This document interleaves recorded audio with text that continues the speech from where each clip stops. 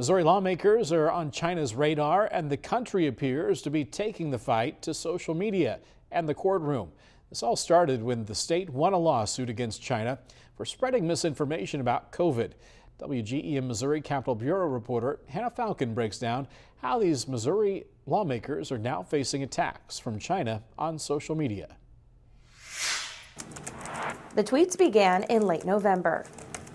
Any post on X about Attorney General Catherine Hanaway was flooded with replies attacking her character. My belief is that we've got to go after those assets actually owned by China. It started shortly after she announced her intent to collect on a settlement against China. A judge ordered China to pay $24 billion to Missouri after that COVID-19 courtroom win. It's been a long process for us to be able to enforce that judgment, but now we'll enforce that judgment much like any other judgment in Missouri.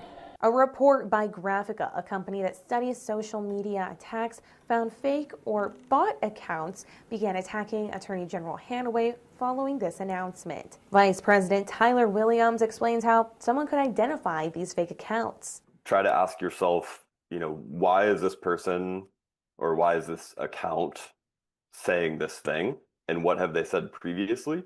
They all follow similar patterns. Little to no followers, posting the same content on the same days, and often misspelling names. These don't require, deep investigative techniques to kind of raise a flag. What can we learn from these apparent online attacks from fake accounts?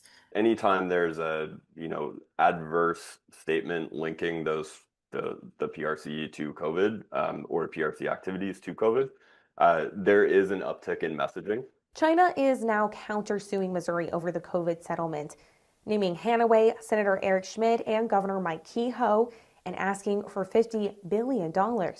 Reporting in Jefferson City, I'm Hannah Falcon, WGEM News.